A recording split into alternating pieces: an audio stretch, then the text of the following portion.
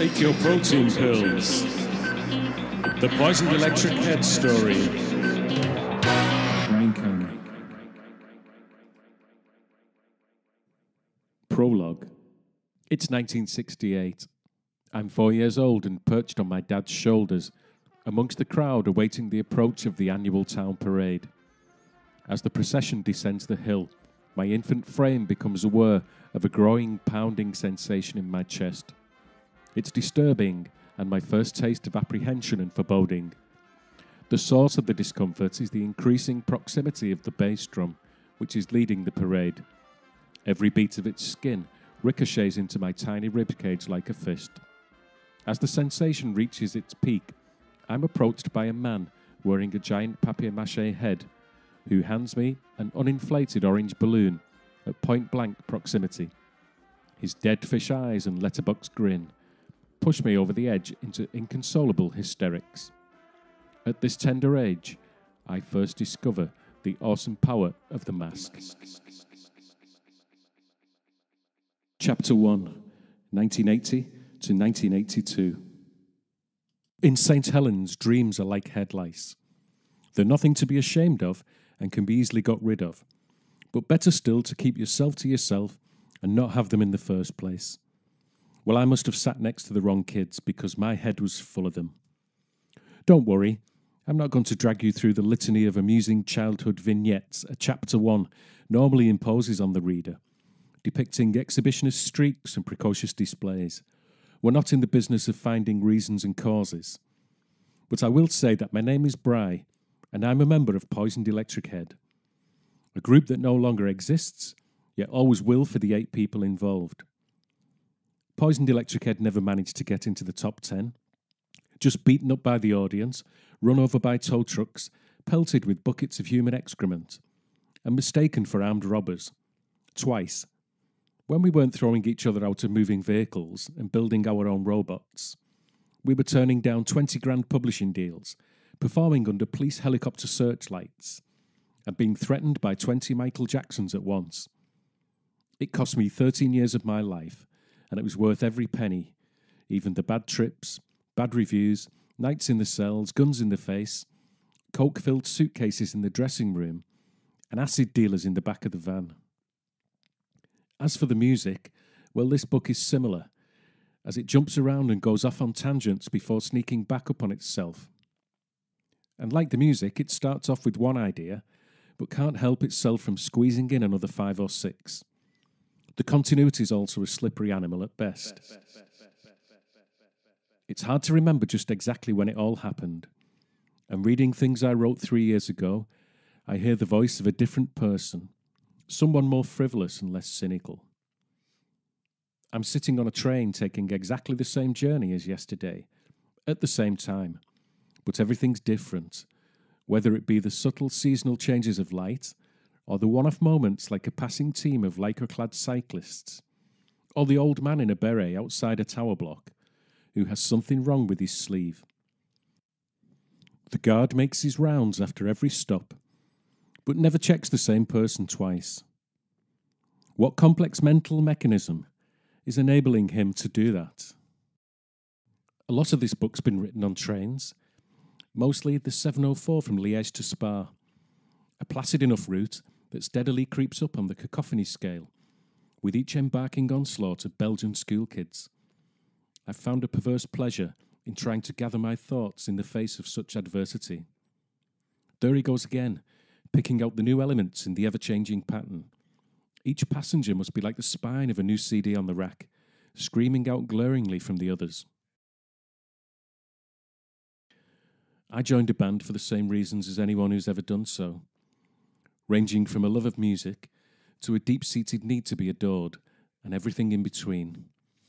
Come the time to leave school, I'd seen plenty of evidence that in St. Helens, the job you chose at 16 clamped itself to you like a tandem parachutist, and the pair of you plummeted into oblivion together, whizzing through mortgage and reproduction, and accelerating ever more quickly towards death.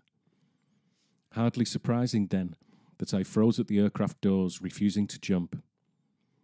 I needed some breathing space, and it presented itself in the form of art college. I had some artistic talent, maybe not enough to build a career on, but enough to be accepted and buy some time for my still evolving personality to gestate. A year previously, that same creative urge had caused me and my best friend Bun to be the only two kids out of a school of 600 to show interest in the youth theatre poster in the corridor, prompting the school to send us to Manchester for 8 weeks to live unsupervised in Students' Hall of Residence at the age of 15. When we returned, the bullies and the streetwise just seemed like little kids to me. The bravado and intimidation they'd traded on since day one had become as flimsy and threatening as the cardboard swords we'd spent all summer fashioning.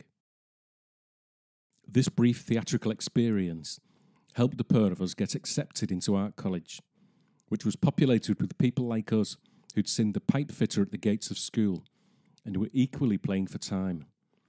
But there were also some genuinely talented kids there, and Phil was one of them. Everything he touched was permeated in Hieronymus Bosch-like scenes of hell. The tutors never commented on how alive his work was, as it had obviously been dead for some time and was beginning to smell. The college was hideously biased towards styles that were in vogue when the tutors were students, so Hockney was what we had to aspire to if we knew which side our bread was buttered. It was a shock to discover that this haven of creativity was anything but, for it had a glowing record of placing students on prestigious degree courses and wasn't about to jeopardise it by giving them artistic license to express themselves. Phil's grotesque creations were tolerated by grace of their technical excellence, but work was often mocked and openly derided if it didn't fit the mould. Maybe they were trying to hammer home how fiercely competitive an arena we were about to enter, or perhaps they were just bitter and cynical at their own failure to set the art world alight. Either way, the battle lines were drawn. At the heart of the place sat Critchley, like a cantankerous old spider. He was strictly old boy network from the school of art is bloody hard work, the art world's equivalent of a Monty Python sketch. When I were a lad, I got up at 5, got a damn good hiding from Stanley Spencer, and painted 8 Sistine Chapel ceilings before breakfast. He was a cross between Melvyn Bragg and Grandpa from the Munsters, and the proud architect of the monstrous fountain that stood in the town centre, resembling the middle bit of the TARDIS that goes up and down during takeoff. Its efforts to raise the cultural tone of the town were regularly thwarted by some wag throwing a box of Daz in at the first sign of hot weather. I swear some days in a certain light you could almost see Charlie Watts sat in it, soldiering gamely on amongst the suds. Yet, despite their faults, you couldn't help liking the tutors, Selwyn, the eccentric deputy head, who had a penchant for throwing hammers, and Kate, a petite intellectual goddess with the poise of a dancer. Think Margot Fontaine, but with a kinky streak. The source of 1,000 adolescent crushes. And I don't regret the time I spent there. In between the life classes and gouache thefts, we passed our days daydreaming about forming a band. Synthesizers only, of course. And just as Phil had the artistic edge, he was also streets ahead musically. Not only could he actually play an instrument, but he was already in a band, a punk outfit called Subversion. Sometime between 1982 and 85, Subversion split, and some members went on to join the Aristocrats. Subversion's finest moment was supporting the UK subs at Eric's, the legendary Liverpool punk club. I remember the tough kids in woodwork lessons going on about Eric's, discussing who they were going to watch there that night. I was 13 or 14 at the time, and the concept of accompanying them, or indeed making my own way to a punk club in the big city, just seemed impossible.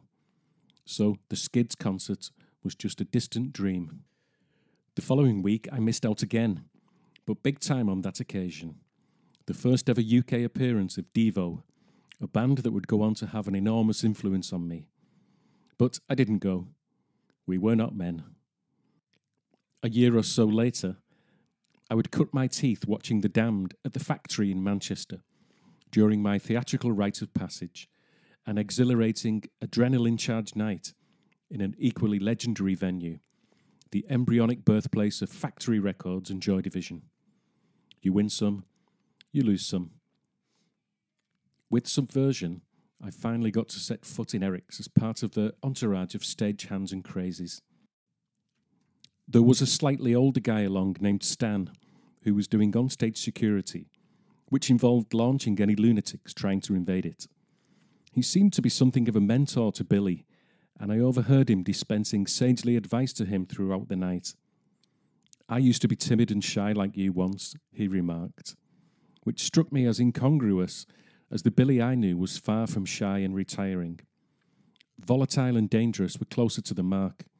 His pretty girlfriend Azzo was always attracting attention from guys at gigs, and it nearly always resulted in these hapless would-be suitors needing the medical kind.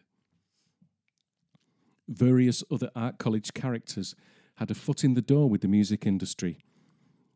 Mike Badger in the year above was just forming the Lars, and Roy Corkill was bass player with Black. Roy now plays with Ian McNabb. So the whole idea was intoxicatingly feasible. Those 2 years at art college were a time of discovering music, clubs, drugs and girls. The pre-Raphaelites didn't get a look in. I remember one occasion that for some reason is hardwired into my consciousness. Sarah Mersey's 18th birthday party and the after-hours session back at her parents' place. What makes one night leave such an impression above so many others? The sounds and smells and sensations of it. I can recreate it effortlessly and still feel the chill wind blowing in from the patio doors someone had chosen to open in the early hours. Lying comatose on the couch, shivering in the knowledge that the seductively adept amongst us had copped off, the music on the stereo forever welded to that moment. All the senses posing together for a rare group shot. Me, unaware of how seldom that occurs, and that people spend lives and fortunes trying to cajole that disparate five back together for a brief reunion. Inevitably, when it came to degree course interviews, a 3-strike system, a lot of us struck out, even Phil, whose colossal talents were ignored as he didn't have the academic requirements. Among my team of also-rans were the following: Sadowski, a raucous skinhead of Polish descent with a Jonathan Ross lisp and a passion for big motorbikes, big breasts, and Frank Frazetta's fantasy art. Christine Eastham, diminutive rock chick with a Jane Mansfield chest, much admired by the above. Pete Webster, chiselled, cheekboned Bowie-phile, loved fight scenes in black and white films where the brill-creamed hair of bounders flopped forward upon being chinned. Because of his slight frame, my dad frequently commented that he looked like he could do with a butty. Tom Barry, a lone rock fan in a sea of punks and adamant fans.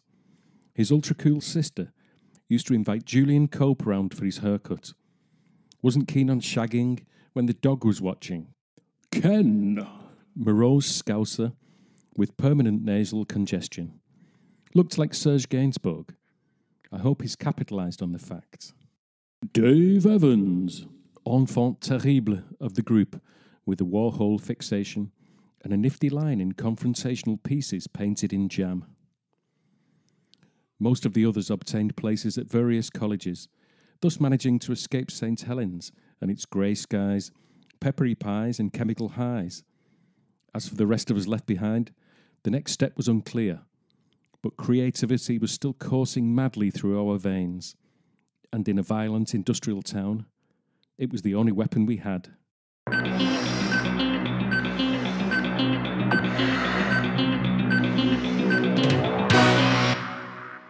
Chapter 2. Meet the Band. I don't expect you to follow this tale without some confusion, but I can at least endeavour to minimise it.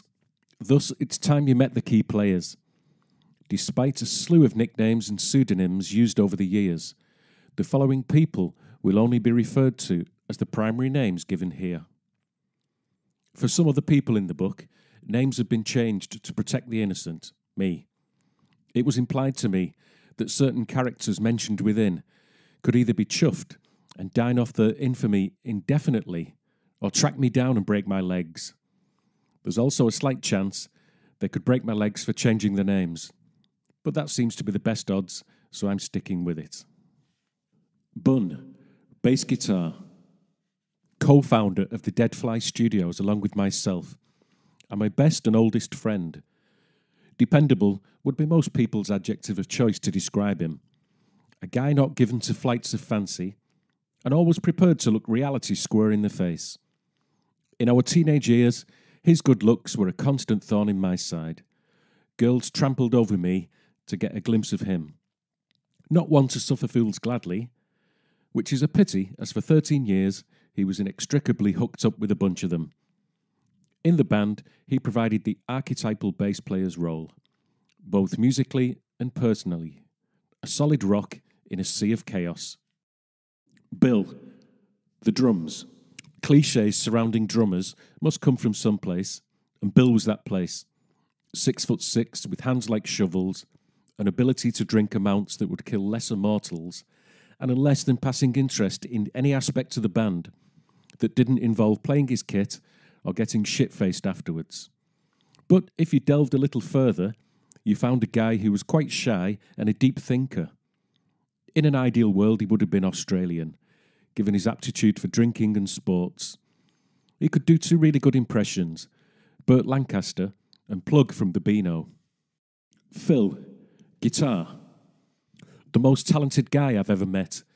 He made everyone else at art college look like a waste of space, and was an excellent guitarist to boot. If you put the following into a rock and roll computer: tattoos, piercings, Sid's leather jacket and sneer, studs, Keith's Gibson and skull rings, shaven head, black-only clothing, then Phil would come out the other end. He looked the part, and he played it with heart. Funny, warm and charismatic. If you're going to have a lead guitarist, then have a proper one. Billy, guitar. Deep-set blue eyes, a Roman nose, and a fuck you expression. A multifaceted conundrum of contradictions. The youngest member of the band, yet the most mature. A father figure 1 minute, and an unruly child the next. Reliable yet unstable. Wise beyond his years, yet hopelessly naive. Drunken thug, yet esoteric mystical scholar. Technically, not the greatest guitarist, but a frighteningly imaginative one. And like the rest of the band, once you became his friend, it was for the duration. Al, sound engineer, my younger brother, a bona fide member of the band, but always fighting against the stigma that not being on stage with the rest of us implied. He did most of the driving, and without his tireless dedication to the bigger picture, a lot of things wouldn't have happened. We, of course, took him for granted and took the piss. It was his own fault for looking like Mickey Dolenz, and maybe a little Burt Reynolds on the side. P. Vocals. Shy off stage and often reclusive, but on stage you couldn't take your eyes off him. Being naturally blessed with a physique to rival Iggy Pop's obviously helped. Yet despite not being a natural raconteur, and often appearing uncomfortable in social situations, he had no qualms about wearing his own homemade clothes, red, green and black ensembles, and dancing in clubs in the strangest manner, a kind of twitchy hybrid of David Byrne and Jello Biafra.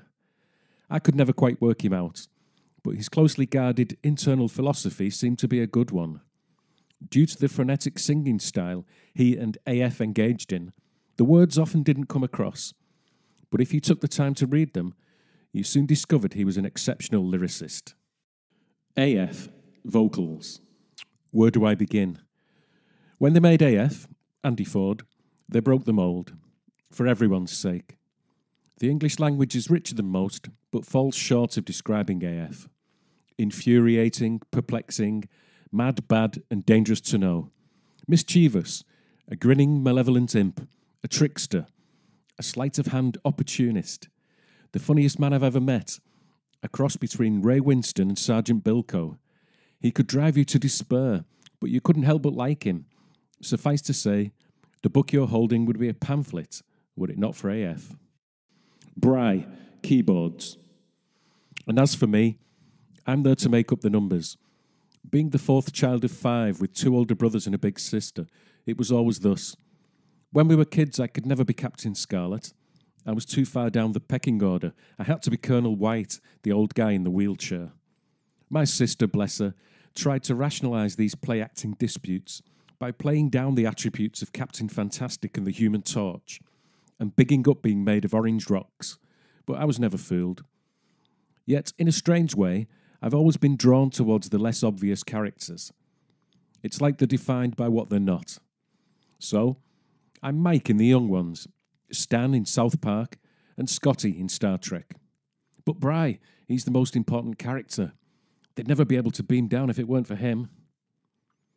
Don't feel sorry for me, though, because you get to view this story through my eyes. But with such a colourful cast around me, then my role in all of this is clear. I'm the other one.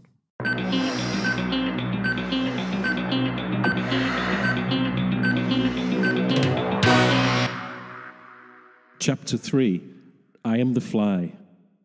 So, after a unanimous vote of no confidence by the art school system for all concerned, we happily drifted into blissful unemployment, a path that offered reasonable money for our needs and infinite free time to further pursue our psychotropic explorations.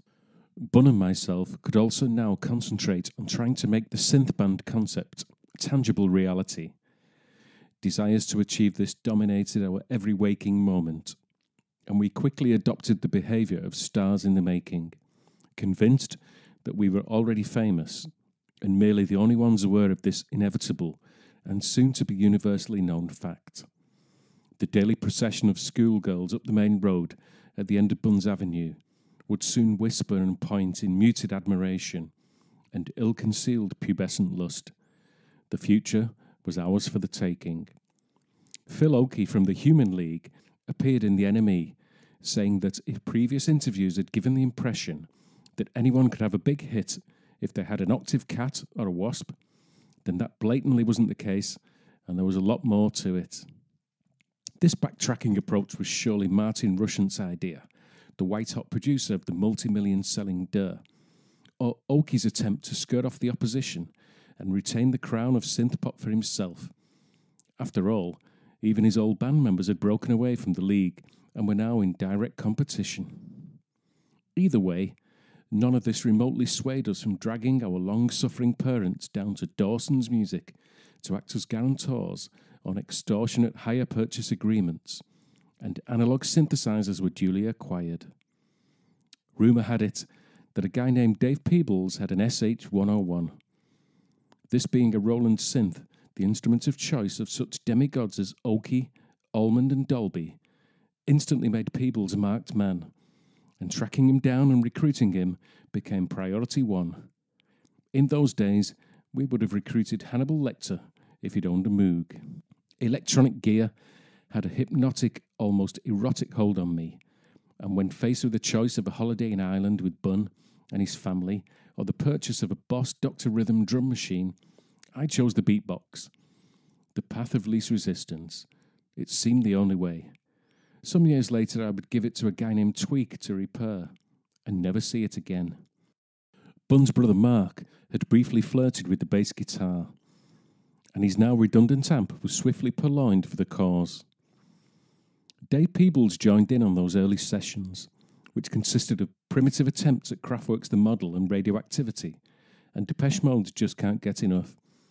Me and Bun were in raptures at these rudimentary takes on electro-pop, but Dave was notably less enthused, and finally revealed that his musical preferences lay somewhere to the right of throbbing gristle. But he stayed long enough to take part in our first gig, a battle of the bands which also featured Subversion. And he gave us our name, the Academy of Unrest. Looking back, it was an obvious copy of Kirk Brandon's vitriolic punk combo, Theatre of Hate. Years later, Poisoned Electrick Head got to play with Theatre of Hate, with the inevitable disastrous results. But we needed a name for the competition, and we also needed some songs. Quite often, our days were spent hanging around the local college refectory, drinking tea and perving over hairdressing students. And it was here that word of our combo reached Doug Eglin, a sociology student and keen guitarist, looking for a musical outfit. He offered to join in for the competition and donated one of the songs he had written, which would stretch our set to the required 15 minutes duration. At the last minute, his friend Juliet came on board as backing vocalist, and we performed a dubious debut consisting of a 10-minute synth dirge, followed by Doug's semi-acoustic folk ballad, Welcome to the Dawn. Suffice to say, the judges' enthusiasm was less than overwhelming, and we limped in at 10th place. But the seductive allure of the stage had dug its sleazy claws into us, and there would be no going back. Dave swiftly left, and Doug asked to join, and as he was a real musician and could sing, we said yes.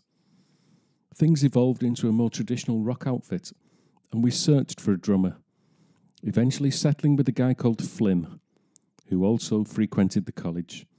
This extended lineup made rehearsing in Bun's bedroom impossible, much to the relief of his parents and the neighbours, a fortunate thing bearing in mind that his dad had recently engaged in a fist fight over the hedge with the bloke opposite. We watched from the upstairs window, cheering him on, as Bun's mum screamed, "Peter, don't. He's an old man, you'll kill him." Happy days. We did the rounds of back rooms in pubs and the YMCA until Gaynor, yet another college acquaintance, whose real name, Gaynor, had been inexplicably extended with extra consonants to become Gaynor, offered us the use of the barn on her dad's farm. Her elder brother Chad was a big soul and funk fan, the original funk soul brother. He dressed like Nile Rodgers and was once spotted crying in a nightclub because he wasn't black. He got into mixing and scratching quite early on, winning the National DJ Awards, which landed him a spot on Blue Peter. He later went on to have a top 10 hit with Hear the Drummer Get Wicked under the name Chad Jackson, no doubt in reference and reverence to his hero Michael. With such success and musical talent around the place, we were duly inspired and set about becoming the next Southern Death Cult, amassing a collection of angry songs, part cult, part Cure, with a liberal dash of Killing Joke.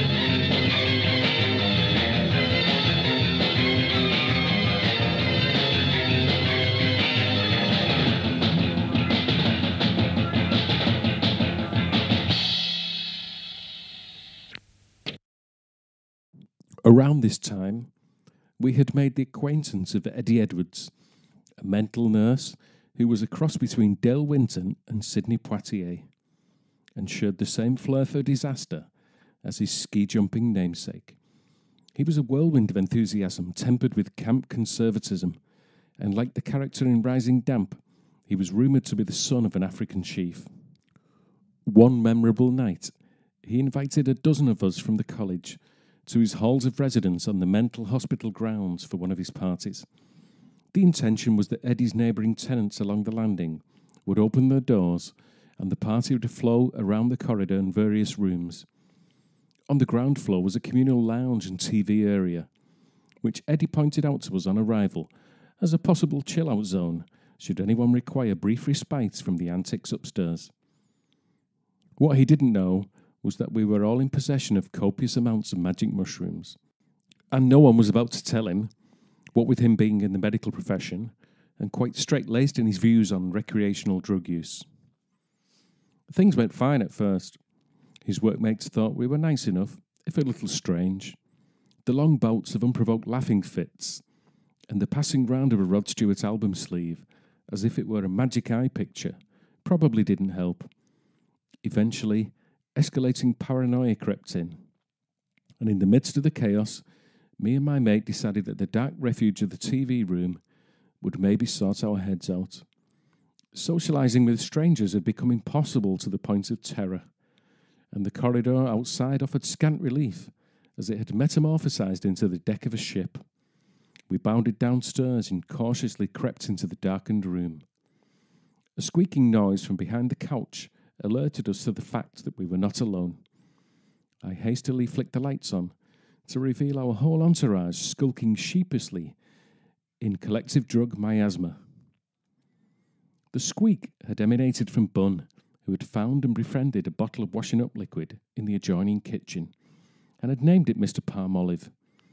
All decisions and thoughts from that point onward were reached through consultation with Mr. Palmolive, who denied or affirmed each question with a squeak and a salvo of bubbles from his tiny head, and the pair of them made it clear they wanted the light off again.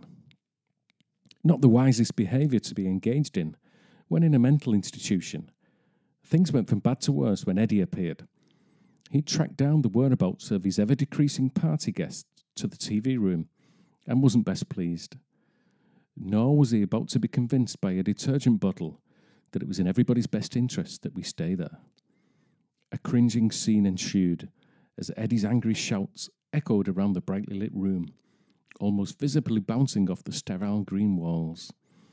Bun reluctantly emerged from behind the couch, and we were all frog-marched back to what was left of his party.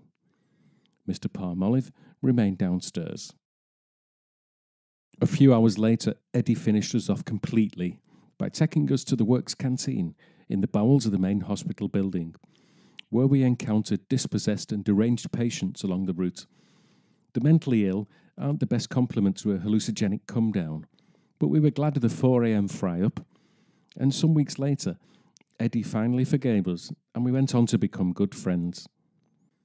He was enamoured with the spirit of free enterprise that the 80s appeared to embody, and was forever chasing potential grants and spurious government incentives.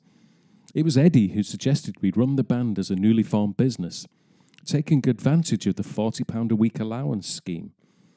But we found that we were ineligible, as we were already a going concern. We could have easily disbanded, changed the name and tried again, but instead we hit upon the idea of rehearsal rooms for local musicians and ourselves to use. There were precious little places available for bands, as we had discovered, and as the barn had been reclaimed by its owners for more agricultural needs, it seemed a logical opportunity. Eddie seized the chance to immerse himself in this intoxicating world of projection plans, small business advisors, and start-up costs on our behalf. And before we knew it, there were men in suits falling over themselves to prize us out of the dole queue and into the Chamber of Commerce. We played along with the arrogance and cool detachment that youth provides as a substitute to having no concept of the real world. The venture quickly developed into a triumph of enthusiasm over common sense, as profit, viability, and market potential were papered over and barely touched upon, in the mad dash to be up and running, and a search for suitable premises ensued. Our advisors located various possible vacant properties, two of these standing out for different reasons. The first was a Victorian terrace originally built to house mill workers' families that was devoid of furniture, but blessed with a more macabre decor. Flies, hundreds of them, all dead. They occupied every available surface, floors, window ledges, shelves, and floating in long discarded cups and glasses. In some rooms they'd been swept up into a neat pile like autumn leaves. The place was an insect graveyard, a long-lost mausoleum to the humble bluebottle. It was 10 Rillington Place, 30 Cromwell Street, and the Bates Motel. A Bug's Life, remade by Tarantino, and to our twisted teenage minds, poetic. But on a more practical level, it was flanked either side by domestic dwellings, the occupants of which, when faced with invading hordes of musicians, would probably come out on the side of the flies. The second property in the same block was actually part of the old mill, and we were informed that this was where orphan children lived when they weren't being exploited in the adjoining dark satanic bit. This was all turning into quite a history lesson, and with hindsight it's not hard to work out why these places were vacant and pushed in our direction. But we had history of our own that we were itching to make, and this was the ideal place to start. A cottage industry continuing the tradition of exploiting the town's young in hazardous surroundings. Our inquiries into the first property unearthed the story that the previous tenant had been a lonely recluse whose solitary death at the bottom of the stairs remained undiscovered for several weeks, until the emergency services forced an entry. His rapidly decomposing corpse was blocking the door and disintegrated on impact. This little gem of urban folklore settled our choice of name, and the Deadfly Studios were born. Our landlord gave us a couple of months rent-free in order to renovate and prepare the place for commercial use. As we were both still living with our parents, the concept of owning our own building was incredibly seductive and exciting, and opened up vistas of forbidden pleasures. Loud music, unrestricted pot smoking and drug use could all be freely indulged in, not to mention the untapped sexual opportunities with the girls who frequented the local muso hangouts. Paradise indeed.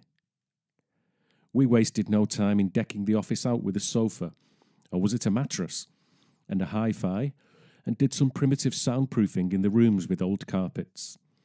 The final touch was to board all the windows up. It was hardly Abbey Road, but the type of clientele we were looking to attract weren't exactly in the Michael Jackson Big Earners League, and would be no strangers to squalor. Damp and discomfort is as much a part of being in a band as amps and alcohol. The service they were paying for was the freedom to make a racket, away from the moans and hassles of the interfering public. We weren't about to provide a hospitality lounge and flunkies in monkey suits. The office decor was completed with some cheap Scooby-Doo wallpaper, and we were in business.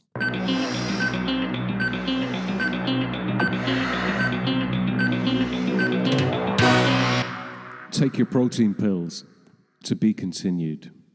Poisoned electric, poisoned electric head, poisoned electric head, poisoned electric, poisoned electric head, poisoned electric head, poisoned electric, poisoned electric head, poisoned electric head, poisoned electric, poisoned electric head, poisoned electric head, poisoned electric, poisoned electric head, poisoned electric head, poisoned electric, poisoned electric head, poisoned electric head, poisoned electric, poisoned electric head, poisoned electric head, poisoned electric, poisoned electric head, poisoned electric head, poisoned electric, poisoned electric head, poisoned electric head, poisoned electric, poisoned electric head, poisoned electric head, poisoned electric, poisoned electric head, poisoned electric head, poisoned electric, poisoned electric head, poisoned electric head, poisoned electric, poisoned electric head, poisoned electric head, poisoned electric, poisoned electric head, poisoned electric head, poisoned electric, poisoned electric head, poisoned electric head, poisoned electric, poisoned electric head,